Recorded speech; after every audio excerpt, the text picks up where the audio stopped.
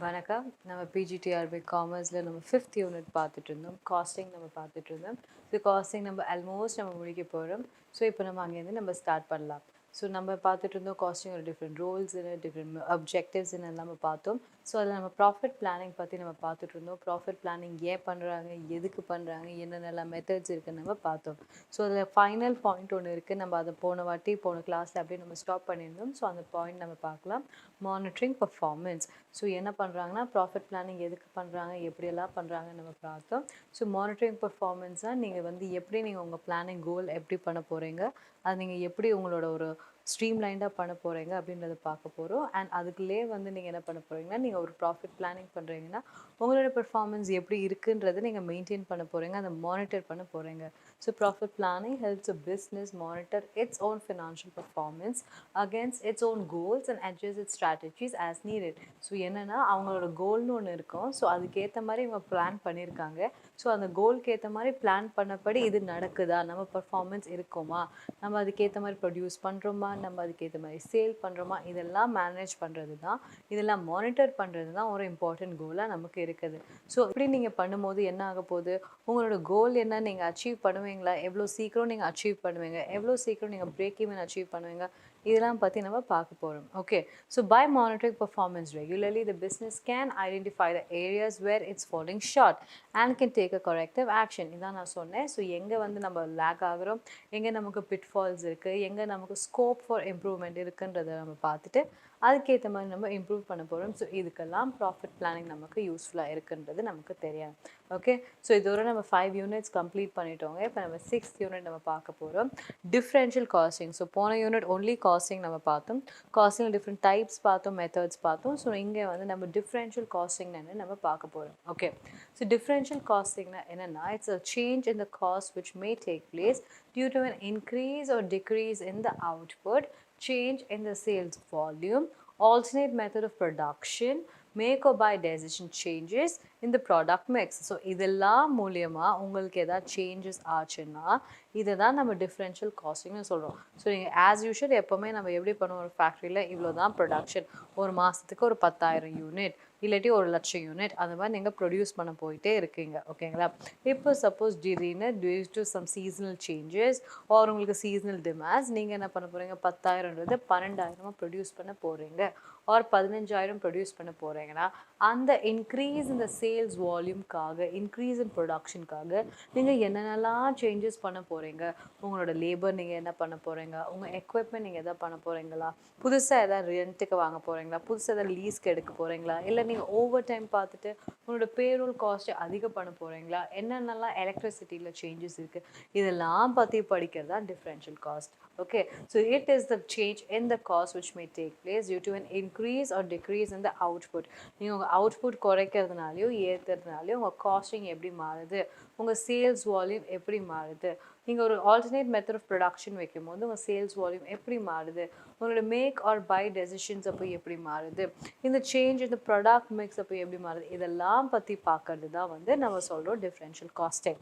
So if the change in cost occurs due to a change in the level of activity, differential cost is referred to as incremental cost in the case of increase of output and decremental cost in the case of decrease in output. So suppose உங்கள் costing அதிகமாகிடுச்சு, அதனால உங்கள் output அதிகமாகிடுச்சு.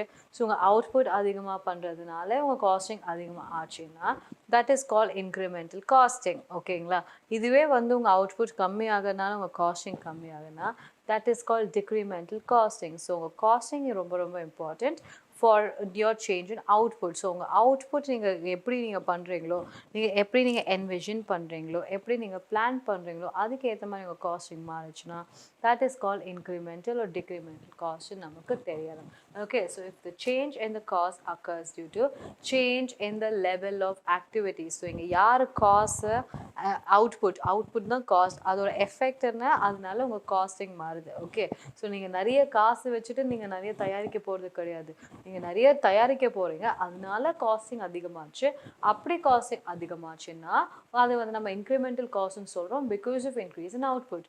இதுவே சீசன்லாம் முடிஞ்சிடுச்சு, நீங்கள் எப்போவுமே 10,000 யூனிட் தயாரிப்பீங்க, இப்போ சீசன்லாம் முடிஞ்சிடுச்சு, இப்போ ரொம்ப ஒரு மாதிரி மந்த நிலைமையில் இருக்குது, ஒரு ரெசெஷனில் இருக்குது, அந்த மாதிரி எக்கனாமிக் ஸ்லம்ப் இருக்குது, அந்த மாதிரி டைமில் நீங்கள் என்ன பண்ண போகிறீங்க, 10,000 10,000 யூனிட் வேண்டாம், 10,000 யூனிட் பண்ணால் ஓடவே இல்லை, ஸோ நம்ம ஒரு 8,000த்துலேயே ஸ்டாப் பண்ணலாம் அப்படின்னு உங்களோட அவுட்புட் நீங்கள் குறைச்சிங்கன்னா அதுக்கேற்ற மாதிரி உங்கள் காஸ்டிங்கும் குறைய போகுது.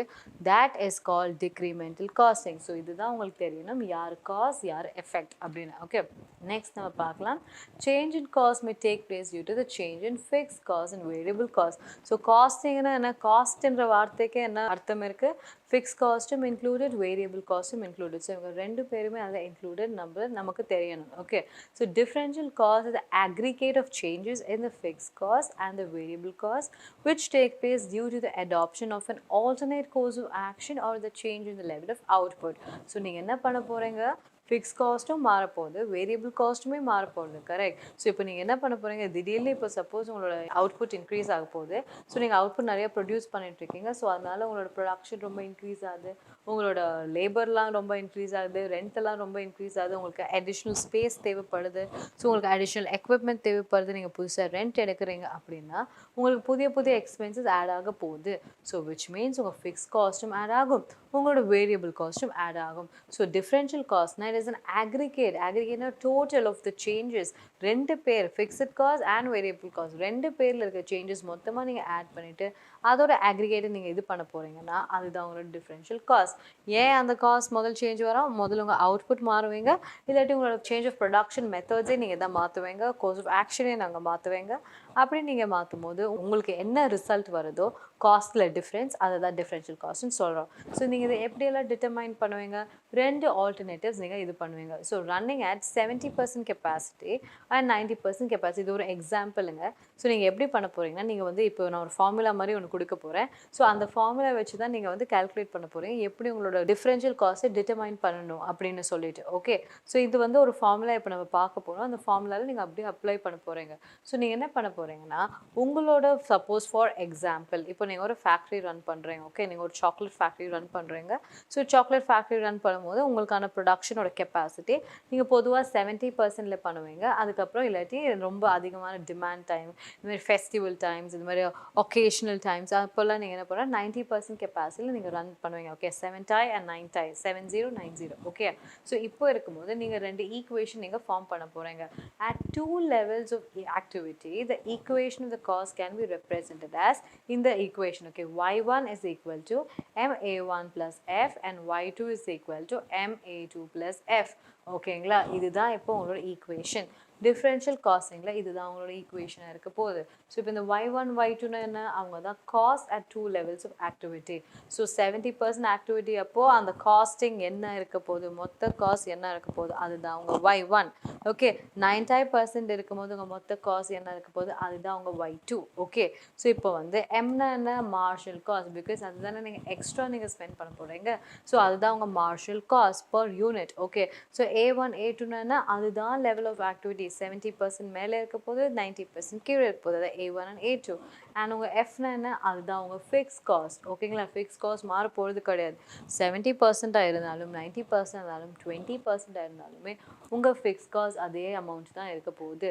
ஸோ உங்களோட டிஃப்ரென்ஷியல் காஸ்ட்னா என்ன? ரெண்டு காஸ்ட்டோட டிஃப்ரென்ஸ், அப்படி தானே? So y2 minus y1. So அந்த வேல்யூ நீங்கள் எப்படி அரைவ் பண்ண போகிறீங்க? அந்த ரெண்டு ஈக்குவேஷன் அப்படியே அந்த right side of the equation நீங்கள் மைனஸ் பண்ண போகிறீங்க.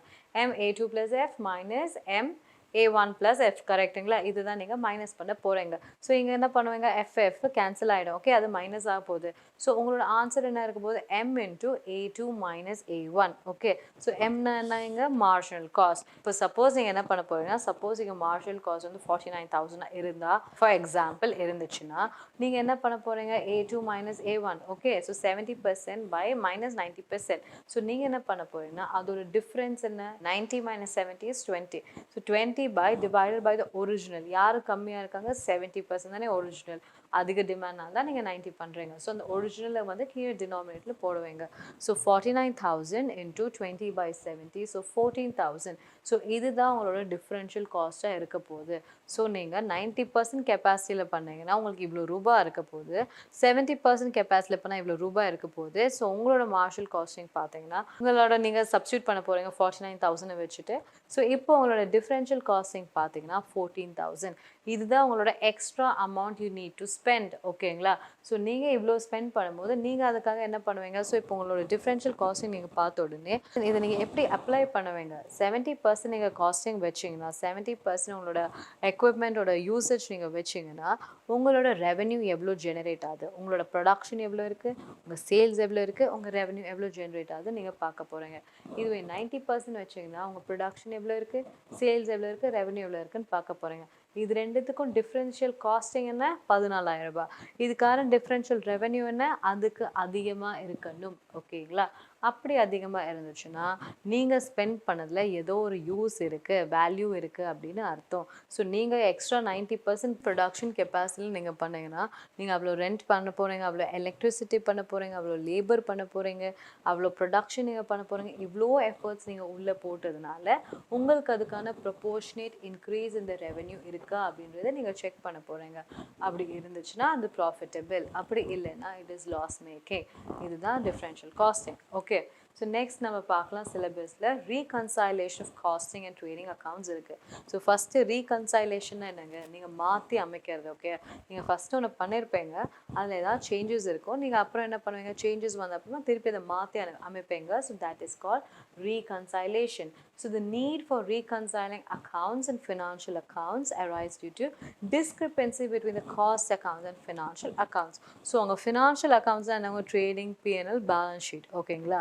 அது அவங்க financial account. இப்போ உங்கள் காஸ்ட் அக்கௌண்ட் நீங்கள் போடுற காஸ்டிங் இருக்கும். இப்போ நீங்கள் ஃபீஃபோ லீஃபோ அதெல்லாம் போடுறீங்க இல்லைங்களா? அதெல்லாம் அவங்க காஸ்ட் அக்கௌண்ட். ஸோ என்ன நடக்கும்னா, நீங்கள் இங்கே இருக்கிற அக்கௌண்ட்ஸ்க்கும் அங்கே இருக்கிற அக்கௌண்ட்ஸ்க்கும் நிறைய டிஸ்கிரிபன்சிஸ் இருக்கும். ஓகேங்களா? நீங்கள் அக்கௌண்ட்ஸ் உங்களோட அவுட்புட்டில் இருக்கலாம், இல்லை சேல்ஸில் இருக்கலாம். அந்த யூனிட்ஸ் எல்லாம் they are subject to change. கரெக்டுங்களா? அது ஒரு நாள் மாறப்போகுது.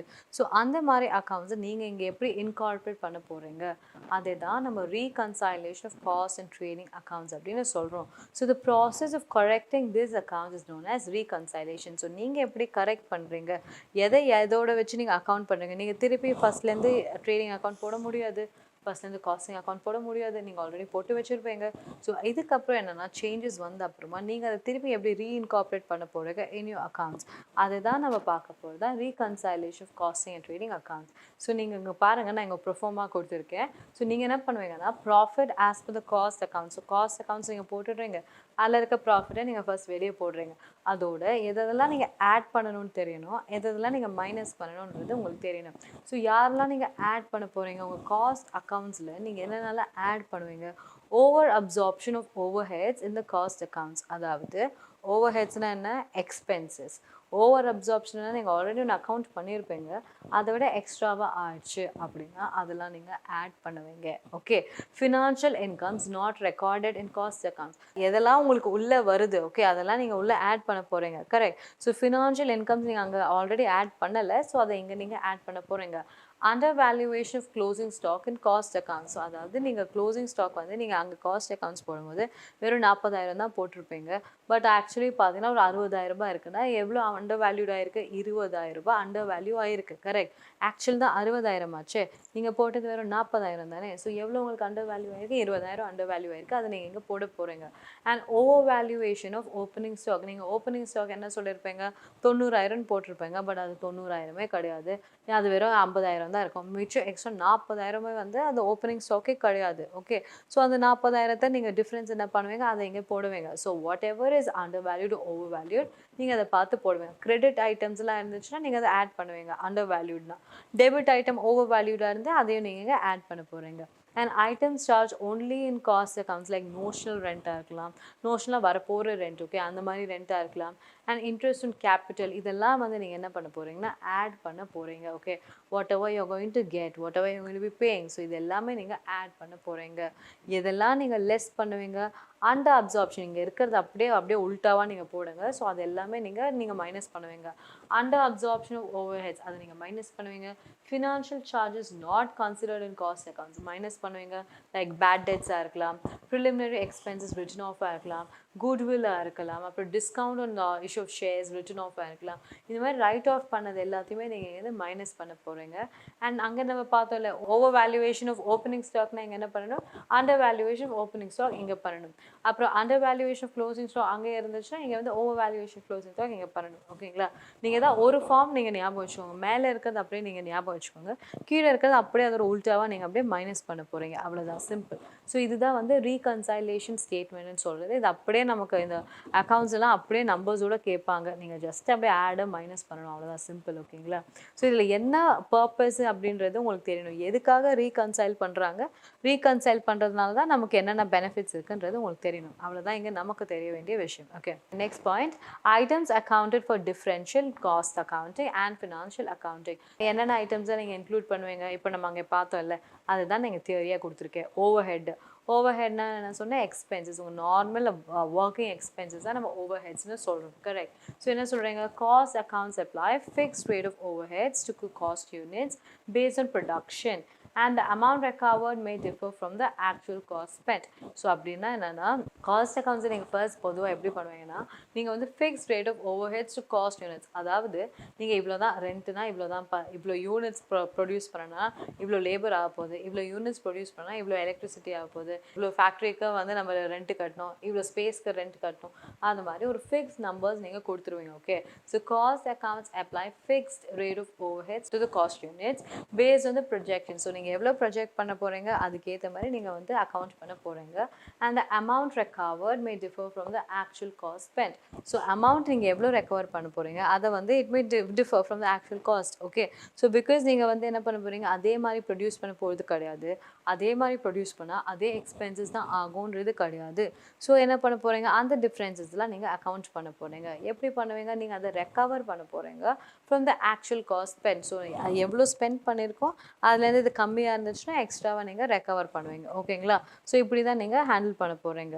So the profit on the two sets of books will differ if such under over recovery of overheads is not carried off to the cost PNL account. So நீங்கள் என்ன பண்ண போகிறீங்க, suppose நீங்கள் ரீகன்சைலே பண்ணல அப்படின்னா என்ன ஆகுங்க, இங்கேயே நீங்கள் பார்க்குறீங்க எவ்வளோ ஐட்டம்ஸ் இங்கே under valued and over valued ஆகிருக்குன்னு. கரெக்ட்? ஸோ நீங்கள் சப்போஸ் நீங்கள் அண்டர் வேல்யூ ஓவர் வேல்யூ நீங்கள் அக்கௌண்ட் பண்ணலைன்னா என்ன இருக்கும், காஸ்ட் அக்கௌண்ட்ஸில் ஒரு நம்பர் இருக்கும், அதில் ஒரு ப்ராஃபிட்னு ஒன்று இருக்கும், உங்களோட ஃபினான்ஷியல் அக்கௌண்ட்ஸில் வேறு ஒரு ப்ராஃபிட்னு ஒன்று இருக்கும்.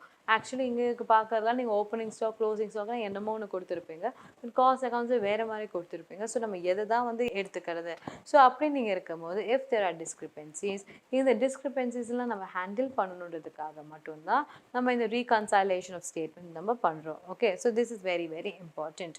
அண்ட் நெக்ஸ்ட் நம்ம பார்க்கலாம் ஸ்டாக் வேல்யூவேஷன். நம்ம ஆல்ரெடி ஓவர் ஹெட்ஸ் பார்த்தோம், அதுக்கப்புறம் நம்ம ஸ்டாக் வேல்யூவேஷனும் பார்த்தோம். கரெக்ட்னா அண்டர் வேல்யூ க்ளோசிங் ஸ்டாக்கெல்லாம் நம்ம மேலே பார்த்தோம், அதை ஓப்பனிங் ஸ்டாக்கோட ஓவர் வேல்யூலாம் நம்ம மேலே பார்த்தோம், அதோட ஆப்போசிட் நம்ம கீழே பார்த்தோம். Okay, so stock valuation, stocks are evaluated in the financial accounts at a lower cost or market value. So stocks are evaluated in the financial accounts எந்த காஸ்ட்ல, lower cost or market value, எது ரொம்ப lowest cost இருக்கோ அதுதான், the least of the two தான் நம்ம account பண்ண போகிறோம். Okay, so in cost accounting the stock is valued at the cost using a technique that's appropriate to that unit. Okay, ஒன்று FIFO மெத்தடாக இருக்கலாம் இல்லை LIFO மெத்தடாக இருக்கலாம். ஓகே, நமக்கு தெரியும் FIFOனா என்ன, first in first out method, LIFO method என்ன, last in first. அந்த மாதிரி நிறைய மெத்தட்ஸ் இருக்குங்க, ரொம்ப இன்ட்ரெஸ்டிங்காக இருக்கும். இதெல்லாம் நம்ம இதெல்லாம் அக்கௌண்ட்ஸை நம்ம பார்ப்போம். ஓகேங்களா?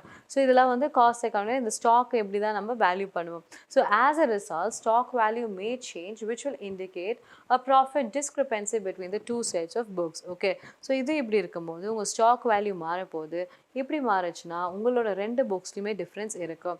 ஸோ அதனால தான் அண்டர் வேல்யூவேஷன் ஆஃப் க்ளோசிங் ஸ்டாக்கெல்லாம் நம்ம மேலே ஆட் பண்ணுறோம், அண்ட் ஓவர் வேல்யூவேஷன் ஓப்பனிங் ஸ்டாக்லாம் நம்ம மேலே ஆட் பண்ணுறோம், அதோட அப்படியே ஆப்போசிட்டை வந்து நம்ம கீழே மைனஸ் பண்ணுறோம். Okay, so this is why it is important.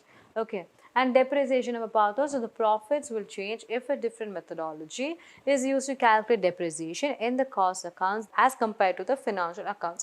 நீங்கள் ஃபினான்ஷியல் அக்கௌண்ட்ஸில் நீங்கள் ஒரு மாதிரி 10% 15% டெப்ரிசியேஷன் போட்டுட்டு இங்கே வந்து நீங்கள் வேறு மாதிரி போட்டிங்கன்னா உங்களுக்கு இங்கே ப்ராப்ளம் இருக்கும் தானே. உங்களோட அங்கே ஸ்டாக் ஒரு மாதிரி இருக்கும், இங்கே ஸ்டாக் ஒரு மாதிரி இருக்கும், இங்கே ஆசெட்ஸ் ஒரு மாதிரி இருக்கும், இங்கே ஆசெட்ஸ் ஒரு மாதிரி இருக்கும். ஸோ நீங்கள் கரெக்டான நம்பர்ஸை நீங்கள் யூஸ் பண்ணணும். பண்ணணும். ஸோ அதுக்காக தான் நம்ம ரீகன்சைலேஷன் பண்ணுறோம். Okay, and procedure for preparing reconciliation நான் சொன்னேன். ஸோ நீங்கள் எப்படி பண்ண போகிறீங்க?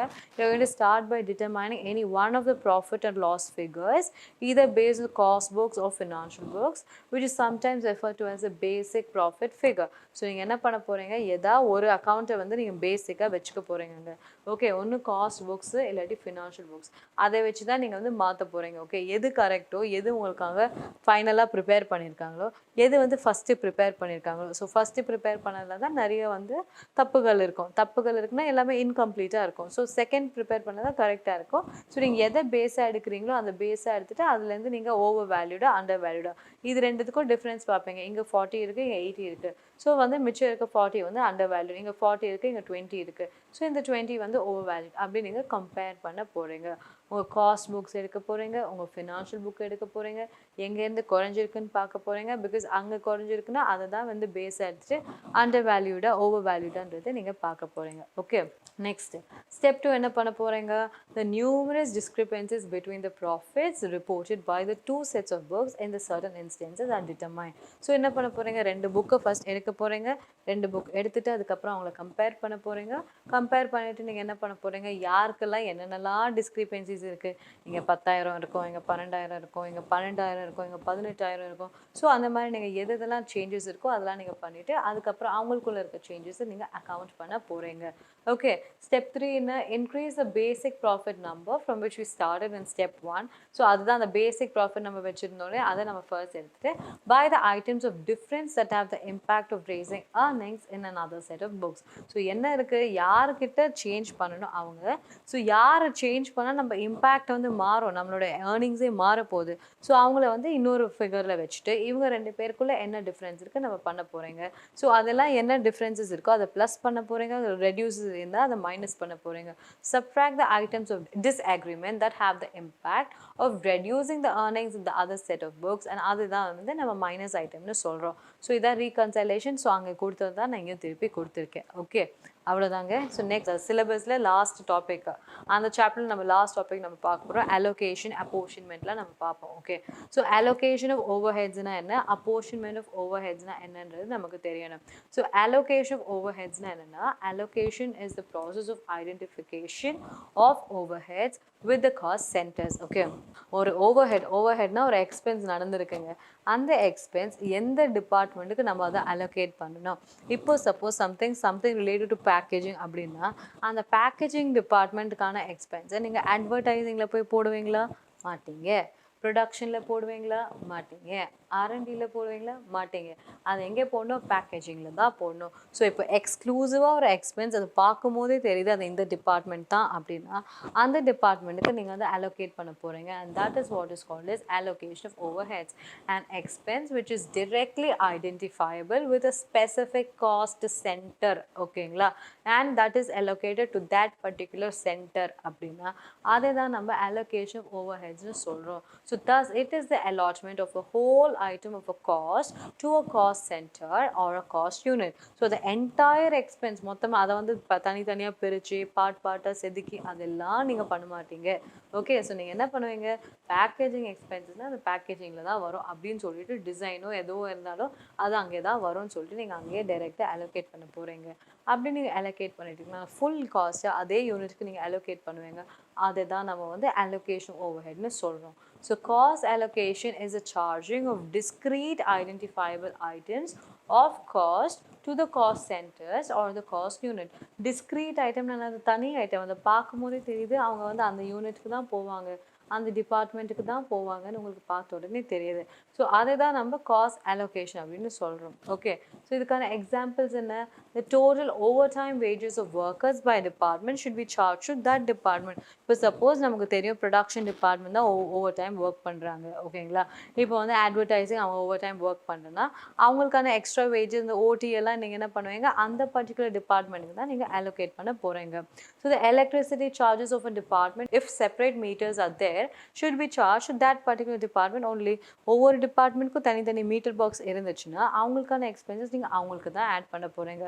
இவங்க எக்ஸ்பென்சஸ் நீங்கள் டோட்டல் காஸ்ட்டை போட முடியாது, இவங்க எக்ஸ்பென்சஸ் நீங்கள் மற்ற டிபார்ட்மெண்ட்க்கு போட முடியாது. So this is what is called as allocation of overheads. கிளியராக சொல்லிட்டாங்க இவங்க இந்த டிபார்ட்மெண்ட் அந்த டிபார்ட்மெண்ட் அப்படின்னு சொல்லிட்டாங்கன்னா நீங்கள் அவங்களுக்கு தான் அதை allocate பண்ண போகிறீங்க. ஓகே, இதுவே காஸ்ட் அப்போர்ஷன்மெண்ட் அப்படின்னு என்னென்னா, cost apportionment is the allotment of proportions of cost to the cost centers or cost units. அப்படின்னா அந்த காஸ்ட் டிரெக்டாக இவங்க தான் அவங்க தான் நம்ம பிரிக்கவே முடியாது. அந்த காஸ்ட் எடுத்துட்டிங்கன்னா அது எல்லாருக்குமே சரிசமமாக பிரித்து கொடுத்துடணும், ஆர் ப்ரொபோர்ஷனேட்டாக நம்ம பிரித்து கொடுத்துடணும். ஸோ நீங்கள் என்ன பண்ண போகிறீங்க, இது இந்த பர்டிகுலர் டிபார்ட்மெண்ட் தான் இவங்க தான் அது பண்ணாங்க அப்படின்னு நம்ம சொல்லவே முடியாது.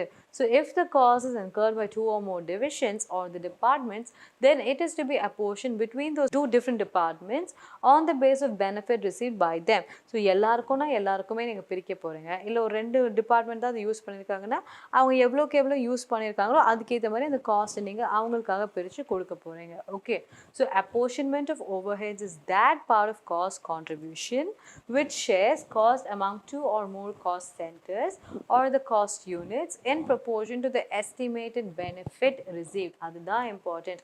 அவங்க எவ்வளோ பெனிஃபிட் ரிசீவ் பண்ணுறாங்களோ அதுக்கேற்ற மாதிரி தான். இதில் வந்து ஃபிக்ஸ் ப்ரொபோர்ஷன் 50-50 40-60 அந்த மாதிரி கிடையாது. இப்போ இவங்க தான் நிறைய யூஸ் பண்ணியிருக்காங்க. ஓகேங்களா, இப்போ ஒரு எலக்ட்ரிசிட்டின்னு வச்சுக்கோங்களேன், இந்த 2 டிபார்ட்மெண்ட் ப்ரொடக்ஷன் R&D யார் அதிகமாக யூஸ் பண்ணுவாங்க, ப்ரொடக்ஷன் தான் அதிகமாக யூஸ் பண்ணியிருப்பாங்க அப்படின்னா, ஆனால் அவங்க 2 பேருக்குமே சேர்த்து தான் மீட்டர் பாக்ஸ் இருக்குன்னா இவங்க காஸ்டிங் நீங்கள் என்ன பண்ண போகிறீங்க, யாருக்கு அதிகமான ப்ரொடக்ஷன் இருக்குது யாருக்கு அதிகமான பெனிஃபிட் இருக்குன்னு நீங்கள் பார்த்துட்டு, ஸோ இவருக்கு 70% அவங்க 30%, இவங்க 80% அவங்க 20% அந்த மாதிரி நீங்கள் பிரித்து கொடுக்க போகிறீங்க. அதை தான் நீங்கள் அப்போர்ஷன்மெண்ட் அப்படின்னு சொல்கிறீங்க. For example, the salary paid to the works manager of a factory or factory renter, general manager salary, இது எல்லாமே நீங்கள் என்ன பண்ணுவோம், ஃபேக்ட்ரிக்குன்னு ரெண்ட்டுனா அந்த ஃபுல் பில்டிங்க்கு தானே ரெண்ட்டு. இந்த டிபார்ட்மெண்ட் ஒரு ரூமில் இருக்காங்க, அந்த டிபார்ட்மெண்ட் ஒரு ரூமில் இருக்காங்கன்னா இவங்களுக்கு ஒரு ரெண்ட் அவங்களுக்கு ஒரு ரெண்ட்டு நம்ம சார்ஜ் பண்ண முடியாது. மொத்த ஃபேக்ட்ரிக்கான ரெண்ட்டு தான் நம்ம சார்ஜ் பண்ண முடியும். ஸோ அந்த மொத்த ஃபேக்ட்ரிக்கான ரெண்ட்டு தான் நீங்கள் எடுக்க போகிறீங்க. ஸோ அது நீங்கள் எப்படி பிரித்து கொடுக்க போகிறீங்க, மொத்த ஃபேக்ட்ரியில் இருக்க எல்லா டிபார்ட்மெண்ட்ஸ்க்கு நீங்கள் பிரித்து கொடுக்க போகிறீங்க. ஓகேங்களா, இதுவே ஒர்க்ஸ் மேனேஜரோட சேலரினா அவர் எல்லாருக்குமே தான் ஒர்க் பண்ண போகிறாரு. ஸோ அதை நீங்கள் பிரித்து கொடுக்க போகிறீங்க. ஜிஎம்மோட சேலரினா அவர் மொத்த டிபார்ட்மெண்ட்டுக்கும் தான் ஜிஎம், அதை நீங்கள் அப்படியே தான் பிரித்து கொடுக்க போகிறீங்க. ஸோ இதெல்லாம் நீங்கள் பார்த்தீங்கன்னா it cannot be charged wholly to a particular department or a cost center, but it will have to be charged on all the departments or all the cost centers on an equitable basis. That is very very important. So என்ன proportion basis ஓ என்ன apportionmentக்கான basis ஓ அதுக்கேற்ற மாதிரி நீங்கள் பிரித்து கொடுக்க போகிறீங்க. That's called apportionment of overheads. So இதே தான் நான் டிஃப்ரென்சியேஷனாக கொடுத்துருக்கேன். ஸோ allocation என்ன, apportionment என்ன. allocation process of identification of overheads with the cost centers. ஓகேங்களா, apportionment is done in the case of overhead items which cannot be wholly allocated or to a particular department. எது தனியாக பிரிக்க முடியாதோ அது apportionment, எது தனியாக பிரிக்கலாமோ அதுதான் allocation. ஓகே, ஸோ இங்கே நீங்கள் நேச்சர் ஆஃப் காஸ்ட்னா assignment of a particular cost to a particular department or a cost center, அதுதான் allocation. நீங்கள் அந்த மாதிரி தனியாக பிரிக்க முடியாது. ஓகே, ஸோ allocationனா நீங்கள் ஹோல் ஐட்டம் ஆஃப் காஸ்ட் நீங்கள் எடுப்பீங்க, இங்கே ஹோல் ஐட்டம் எடுக்க மாட்டீங்க. It deals with proportion item of cost. இங்கே நீங்கள் பார்த்தீங்கன்னா பேசிஸ் ஃபார் த அப்போர்ஷன்மெண்ட் பார்த்தீங்கன்னா there is no basis required for allocation. கரெக்டுங்களா, இட்ஸ் a direct process. இந்த டிபார்ட்மெண்ட் தான் அந்த டிபார்ட்மெண்ட் தானே நமக்கு டிரெக்டாகவே தெரியும். ஸோ அந்த டிபார்ட்மெண்ட் தானே தெரியும் போது நீங்கள் கரெக்டாக அந்த டிபார்ட்மெண்ட்கே போட்டுருவீங்க. நீங்கள் அதை நீங்கள் பிரிக்கவே தேவையில்லை. ஸோ இங்கே பேசிஸே தேவையில்லை. 40% 50% 50% 60% எதுவுமே நமக்கு தேவையில்லை. அந்த டிபார்ட்மெண்ட் ஸோ மொத்தமாக அந்த காஸ்ட் அங்கே தான் போட போகிறீங்க. 100% அங்கே தான் நீங்கள் கொடுக்க போகிறீங்க. பட் இதுவே அப்போர்ஷன்மெண்ட்னா ஒரு equitable base of distribution is required for apportionment of cost to the production or the service department.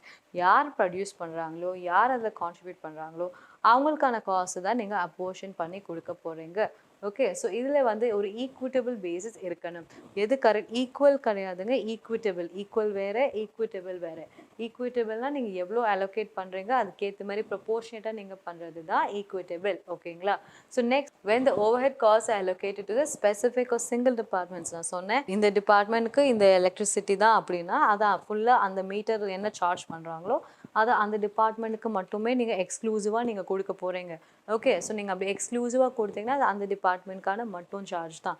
Okay, அப்போர்ஷன்மெண்ட்னா நீங்கள் அப்படி பண்ண முடியாது. இப்போ ரெண்ட்டுன்றது ஒரு கிளாசிக் எக்ஸாம்பிள். ஸோ நீங்கள் ரெண்ட்டுனா நீங்கள் மொத்த பில்டிங்க்குமே தான் ரெண்ட் கொடுக்கணுமே தவிர இவங்களுக்கு தனியாக அவங்களுக்கு தனியாக இந்த ரூமில் அந்த ரூமில் நீங்கள் பிரிக்க முடியாது. ஸோ அதெல்லாம் வந்து நம்ம அப்போர்ஷன்மெண்ட்டுன்னு சொல்கிறோம். ஓகே, ஸோ இதில் பேசிக் எக்ஸாம்பிள்ஸ் என்னங்க, salary pay to the employees of the maintenance department. So அந்த மெயின்டெனன்ஸ் டிபார்ட்மெண்ட்டோட சேலரிஸ் மெயின்டெனன்ஸ் டிபார்ட்மெண்ட்டுக்கு தான் போகும். ஸோ அவங்களோட ஓவர் ஹெட்ஸில் அதை அவங்களுக்காக அக்கௌண்ட் பண்ண போகிறாங்க. ஓகேங்களா? இப்போ இதுவே சப்போஸ் எலக்ட்ரிசிட்டினா நீங்கள் அது சார்ஜ் பண்ண போகிறீங்க. ப்ரொடக்ஷன் காஸ்ட்னா நீங்கள் அதுக்காக சார்ஜ் பண்ண போகிறீங்க. அவங்களுக்கான லேபர், அவங்களுக்கான ஓடி, வேஜஸ் அந்த மாதிரி இருந்துச்சுன்னா நீங்கள் அவங்களுக்காக மட்டுமே நீங்கள் சார்ஜ் பண்ண போகிறீங்க. இதெல்லாம் தான் அலோகேஷன். இதுவே ஓவர் ஹெட்னா நான் அப்போர்ஷன்மெண்ட் என்ன சொன்னேன், ரெண்ட் அந்த மாதிரி இதெல்லாம் நான் சொன்னேன். ஸோ இதோட நம்ம வந்து இந்த யூனிட் முடிக்கிறோங்க. ஸோ 6 யூனிட்ஸ் நம்ம முடிச்சிருக்கோம். 7th யூனிட்லேருந்து நம்ம நெக்ஸ்ட் கிளாஸில் பார்க்கலாம். தேங்க்யூ.